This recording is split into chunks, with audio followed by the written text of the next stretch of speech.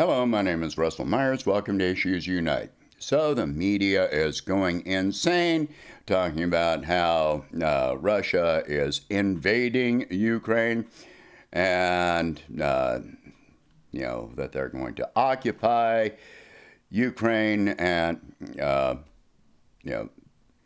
Vladimir Putin has made it clear he has no intention of occupying Ukraine.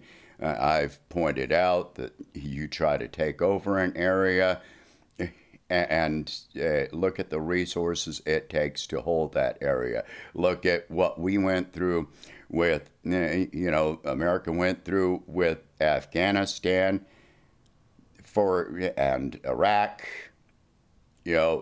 We still have forces in Iraq illegally, even though their parliament voted unanimously for us to leave over a year ago. Been about a year and a half now. We were in Afghanistan for 20 years, and I don't think that Russia is going to fall into a quagmire like that. What is happening, and there's also this talk, Zelensky is throwing out all kinds of just crazy shit that is completely inaccurate, but of course Western media is just repeating it without verifying anything. Yesterday he was claiming that, cities were being bombed, and that was not accurate. What is going on is targeted attacks on military installations and assets. And then today Zelensky says that Russian forces are trying to take over the nuclear site, the Chernobyl nuclear site, the site of the meltdown that happened in 1989, I think, or back in the 80s. That makes no sense. Why would Russia try to take over a nuclear meltdown site? That's just ridiculous. What would they be trying to do? The soldiers themselves, if they came in contact with the waste, it would be a death sentence. What the hell? What's more likely is that, there are military forces, Ukrainian military forces on the outskirts of that area. But whatever. Let's just wait and see.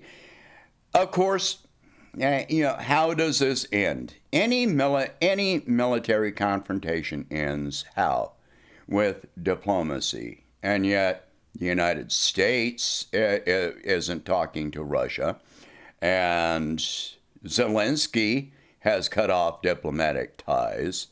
How do they expect this to end? No war ends until you have diplomatic meetings and agreements. So, Putin said that he is striving to demilitarize and the denazification of Ukraine. Okay. So I'm going to say very clearly that I'm after 8 years of diplomatic attempts, which have absolutely failed. I'm very clearly, I am against warfare. But in this case, I'm on Russia's side on this. I think they're doing the right thing. as long as it is only involving military targets. If it does start involving civilian targets, then no, I'm not in favor of it. But as long as it's only military, I agree. Anything can obviously change, and we're going to be hearing propaganda from both sides, and I don't question that. So some of the stuff coming from Russia, it can be propaganda. I don't question that. But I absolutely know that what is being passed on Western media is propaganda. It's very possible that any of us that say that we're on Russia's side, or that we're against warfare or against NATO or the U.S. getting involved, we may be banned and removed from social media. So if that is the case, you will find me on my own on the social media site that I built, issuesunite.com. So if you get banned, if you're one of those that are with me, if you get banned, then log in there and let's build that site up. Let's get it out there, okay? And share it with your friends before you get banned. And so anyway, no, there is not an invasion. This is a limited military action. And so it will end either when the Ukraine is completely demilitarized, or when Zelensky decides to sit down and talk. This is reasonable. All right. For 8 years, Ukraine has been attacking Donbass, and they stopped for 24 hours after Russia announced the approval to use military force. But then they didn't send troops in immediately. They didn't send any forces in, didn't do anything. They gave Ukraine a chance.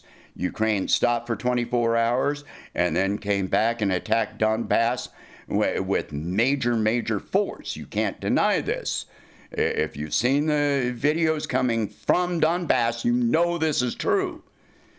They attacked water treatment stations and power stations, and they attacked civilian targets. The Ukrainians were attacking civilian targets, which Russia is not doing. So, yeah, can accidents occur? Yeah, accidents can occur, but you can also count on the fact that Russia has had months or years to identify their military targets down to the meter, which, yes, is absolutely a thing. So they've had plenty of time to set the coordinates for where their missiles or bombs were going to land. It's not like overall like a mobile target, except for on the very front line, the line of contact there. That's the only mobile targets that they would be dealing with. Anyway, share this video. Talk about these subjects. If you can, please donate $1 a month to help expand the channel and the website. Sign up at issuesunite.com. No corporate involvement, no government involvement, and no censorship except for reasonable things like, no personal threats, no, you can't sell drugs on the website, nothing like that. All right, so thank you very much for watching, and hope you have a good day.